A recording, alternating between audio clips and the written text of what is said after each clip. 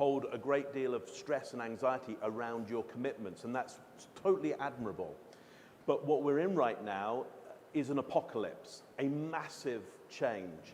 And during this change, we have to make new commitments. You told Ron that you were committed to this pivot. You can only be committed to so much. You only have a certain capacity for commitment. Some commitments have to be let go of at these times. And I think part of the issue for you is, how are you going to manage letting go of some of those commitments when it's such an important thing and such an admirable quality that you have? How are you going to change who you are and who you think you are to be somebody quite different during this change? Somebody who says, that is no longer a commitment for me. Because a weight will come off your shoulders and a focus will come to this new commitment that you have, if you can manage that.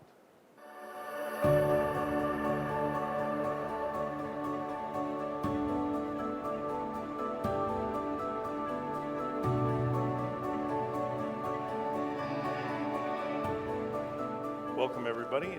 This is our brand new location, BB Blanc. We actually moved in our warehouse on March the 6th, and we were supposed to do our grand opening for our staff March 23rd. March 23rd was the day the government said our business was non-essential. So for about 5 months, we just walked around in empty space here, trying to figure out our next steps. So around June period, end of June, we pivoted from defense to offense, and we flipped the space into a studio. We have 3 studios here, the one we're sitting in, Studio A, and 2 others behind us, which we've created to help solve a challenge our industry is facing, the limit of people being able to get together. So we've created this studio so planners, speakers, and companies can have people come in and produce events and stream them out virtually to their audiences. What's the biggest problem that you want solved over the next few months with BB Blanc? Well, our biggest challenge is that we're locked into some pretty large overheads. So cash flow has been obviously a challenge. For about 5 months, we did almost 0 revenue. And September, October, November, because of our pivot, it's looking more positive, but obviously we have quite a big monthly nut to cover. And obviously we want to cover that, and we want to do even better so we can support and start bringing back the 55 people we have laid off since the beginning of this. I'm going to pass it over to Preet. Yeah, so what we're going to do is we're going to ask each of the experts to provide one comment and one question in response to what Rennie has said. But I want to start off by asking you, how much time do you have?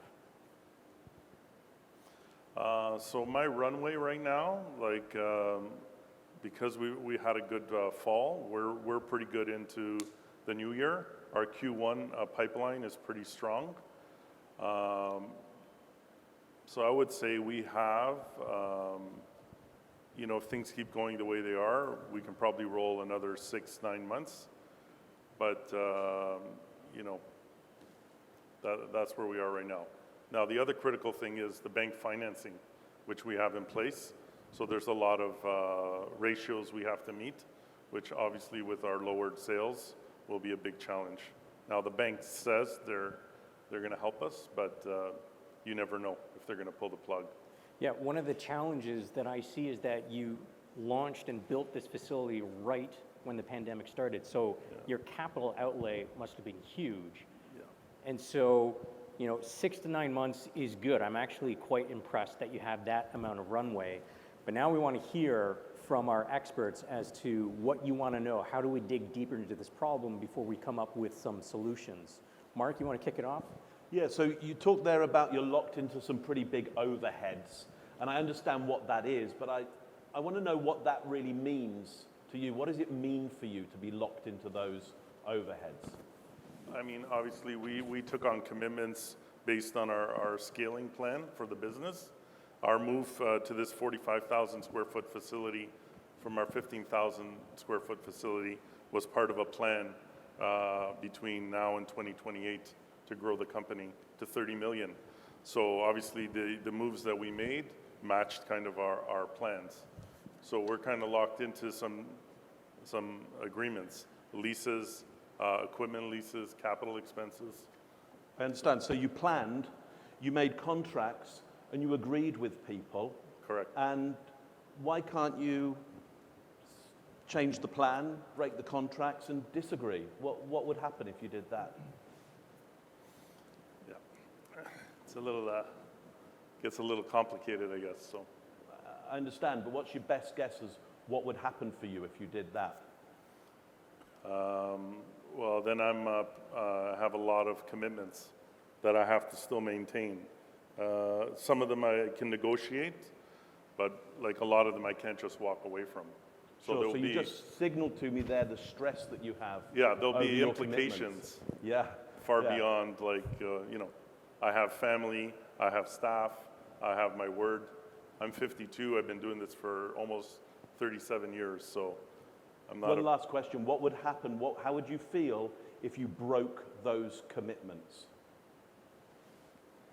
well, if it was agreeable, I'd feel better. But if I had to walk away, I wouldn't feel very good, so. Okay, thank you.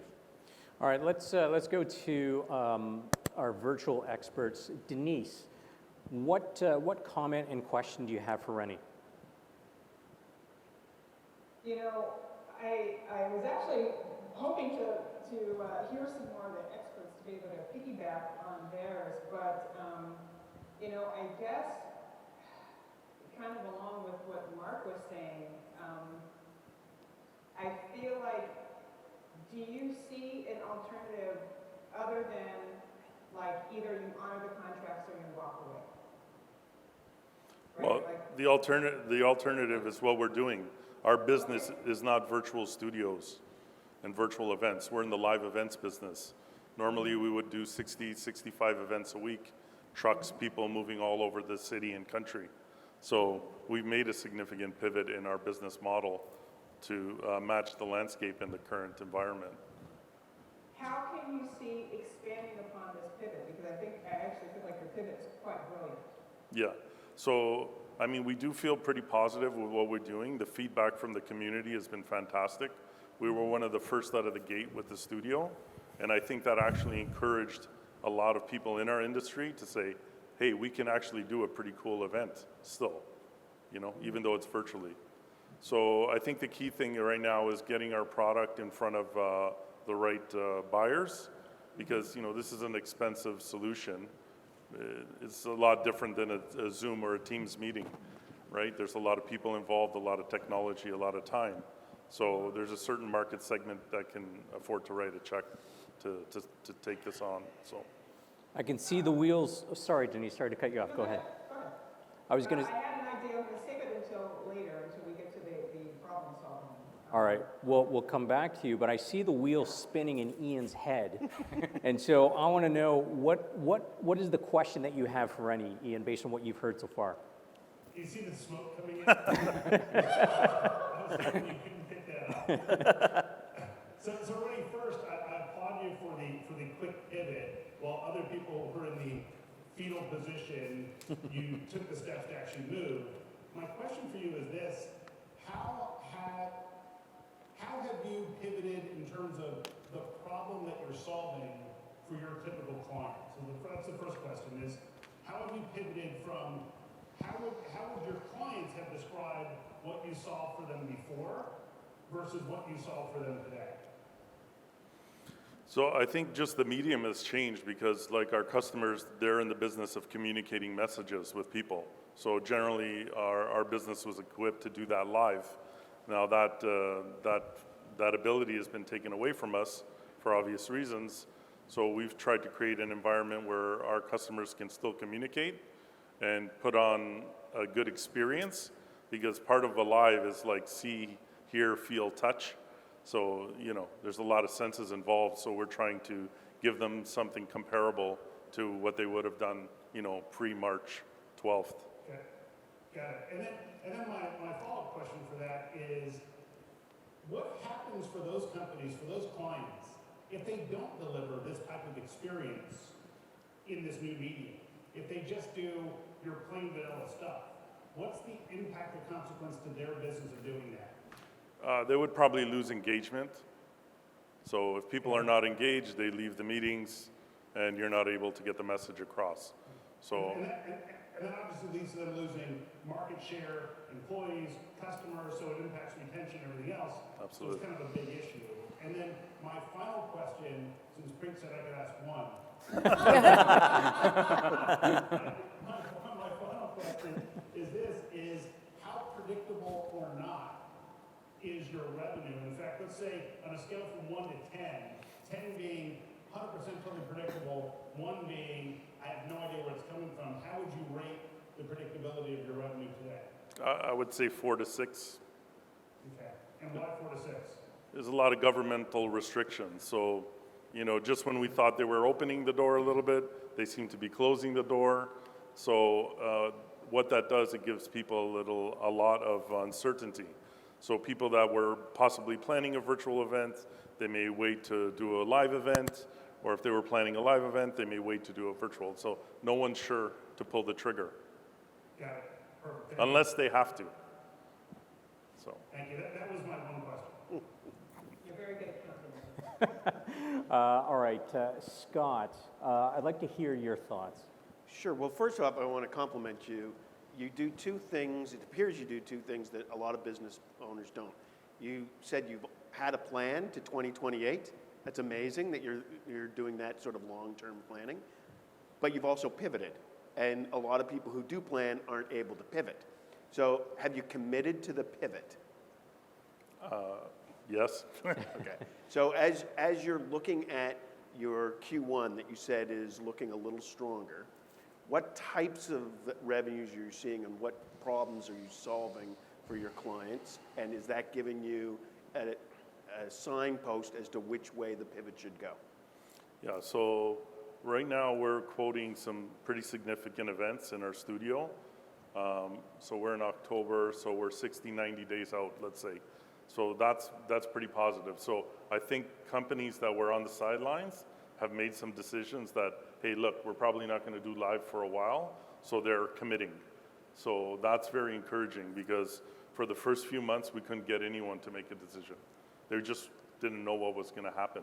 But I think right now, our industry understands that this is the way it's going to be for a while. And if they want to do an event, they better figure it out because it does take quite a bit of time to put on a quality virtual event. So it seems that you've pivoted to a more studio model. Have you committed to doing the analysis of what your unique selling proposition is versus that segment of an industry versus your former industry? Yeah, I think the three key things right now for people that want to consider a virtual event is like, do you need a studio or not? Are you going to be doing pre-recording of your speakers or people that are part of the event, which we can support? And the third key part is the platform. Like, how are we going to get this messaging and everything across to the rest of the world? So we have, in the past 3 to 6 months, have come up with solutions for those three big questions, which makes it a lot simpler for people to come to us and feel like, okay, they can help us, here, take this off our plate. So, and we're seeing, because like our from our first calls with customers to a close, we see that getting shorter now. So, which means they're confident with our solution. So it seems to me you're getting some traction. Good for you. Yeah. Ron, it looks like you're champing at the bit there. What do you have to say? Yeah. Well, first a comment, that you said that you do live events. I don't think you do. I think what you do is you enable senior leadership within an organization to inspire and inform their people. So if that's what you do, I know, and all of us we're in meetings all day. This is happening. People are getting together. So 2 questions for you, or 1 question, 2 parts, Ian. What is it, if they're already doing that from the comfort of their very home, what is wrong with that through your lens, with them doing it from home? Secondly, what is the barrier to them to seeing, oh, I need to dial this up a little bit. Maybe I should be into a studio opposed to the spare room in my basement. So those are What is bad about what they're currently doing, and what is getting in the way of them realizing that they need to kick it up a notch? I don't think what people are doing is necessarily bad. I think it depends on your reference. So if last year you did a sales kickoff meeting and you took your whole team down to Las Vegas and you put them up in the best hotels, food and beverage, entertainment at night, now this year you got to do that sales kickoff meeting in a worse environment to motivate your people to do virtual selling, and how you going to get any level of engagement compared to what you did last year.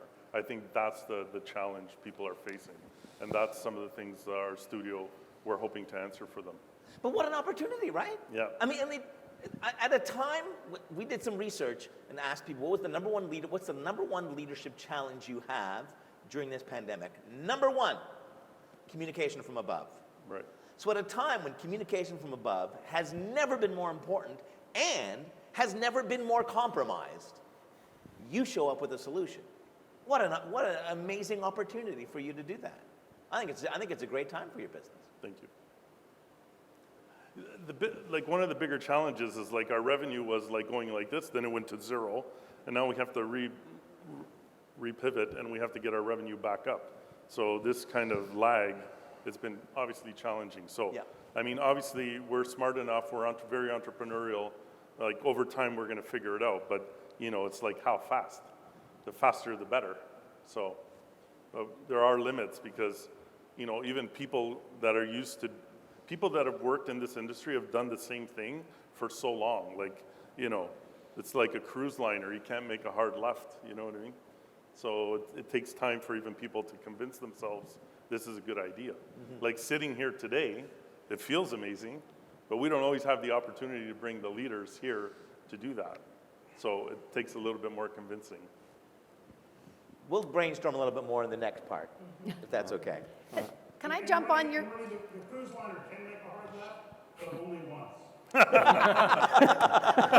Well, I wanted to jump on that metaphor too, if I can. Only I want to do it like this, so I'm picking up on this now. We talked to so if the cruise liner wants to change direction and pivot and needs to slow down before it changes its direction, it's not uncommon for people to have this psychological feeling that in the slowing down for the correction to feel somehow that they are failing or falling.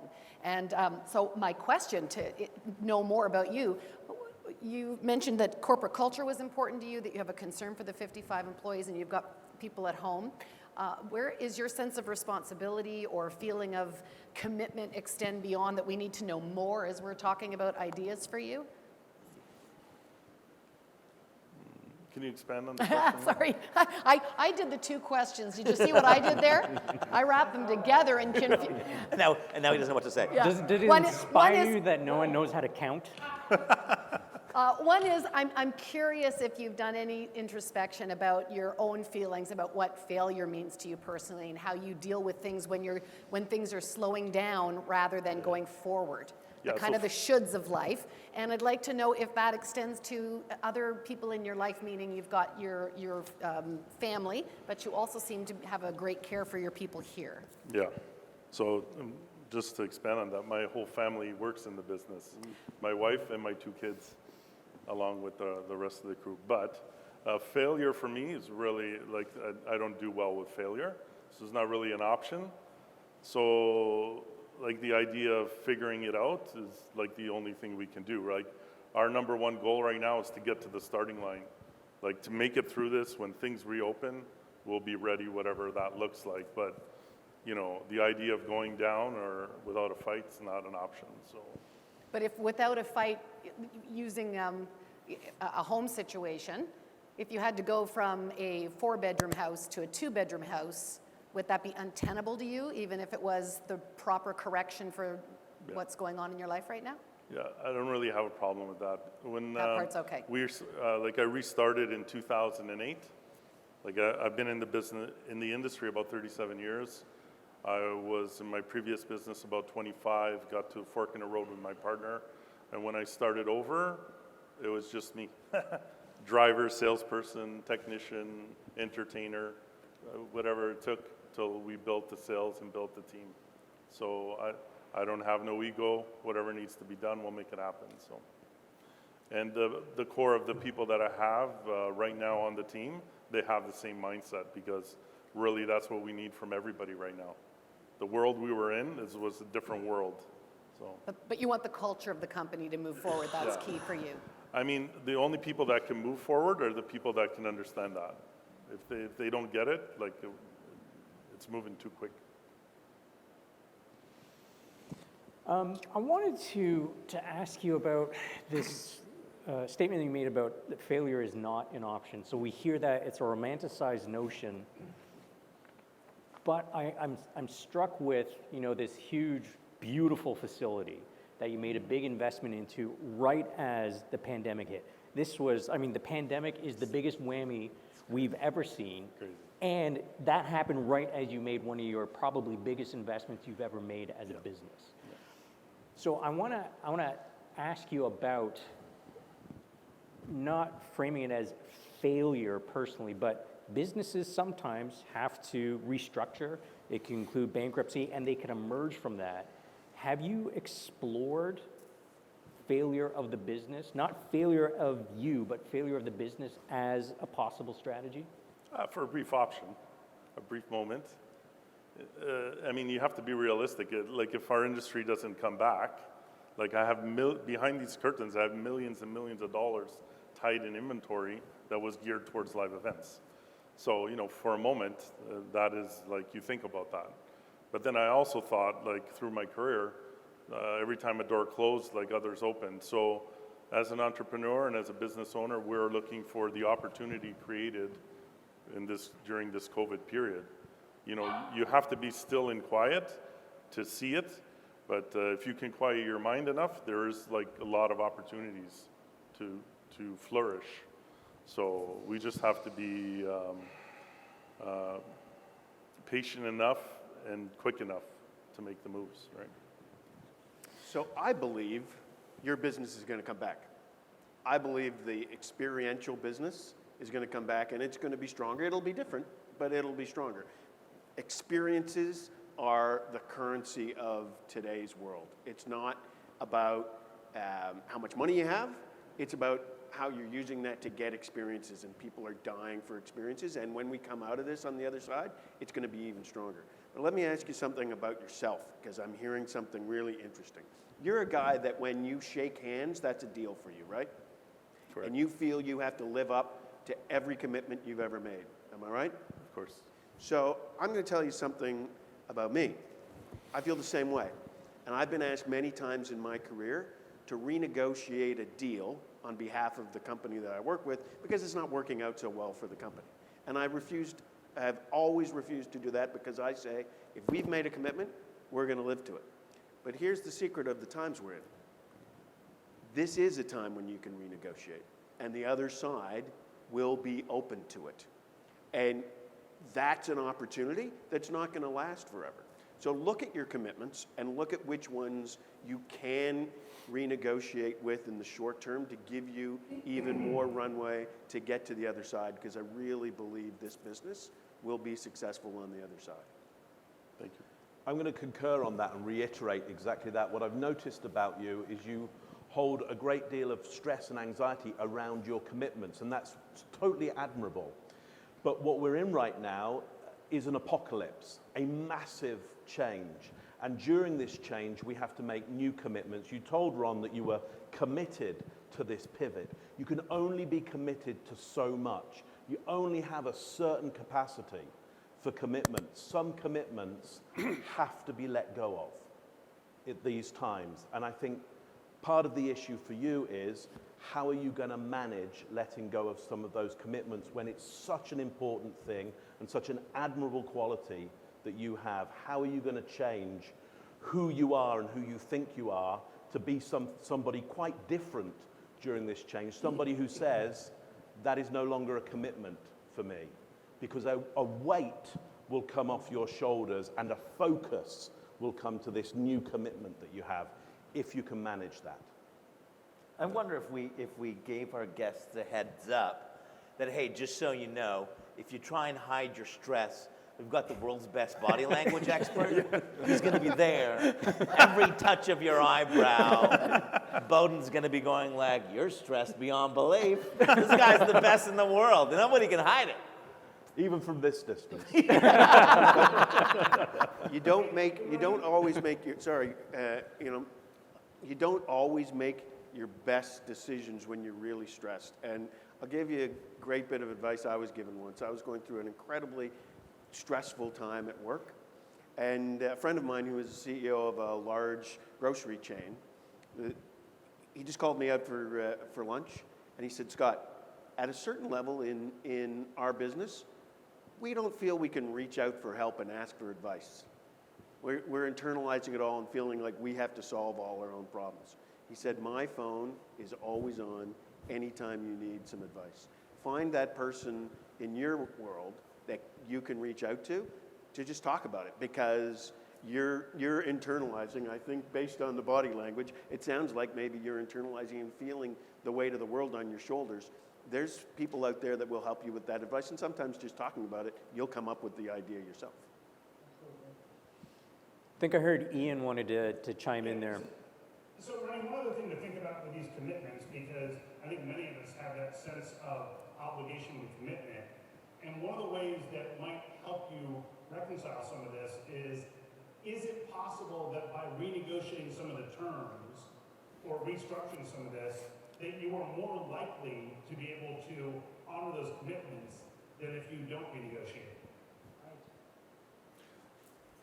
Yeah, so just to be clear, like, everybody that we're on the hook with, like, we've had serious conversations with. So there is negotiating and backdoor stuff happening, but, you know, I guess part of the bigger thing is, like, we don't want to really give up on, you know, our original plan. So this is a little bit more obviously than a speed bump. You know, we went over a pretty major pothole and lost our rear end here. So we're taking the time to put it back together. But the important thing is, like, you know, our partners or the people, our creditors, they're working with us, and you know, they're giving us some rope, and we want to do the right thing. So for them and for our staff and our customers. That's great. I love that, and we will jump on specific suggestions on how we can get that trajectory going where we want to be, rather than just, you know, trying to put a band-aid on it. Yeah. So we'll make sure to show up so that you can make the journey. Yes.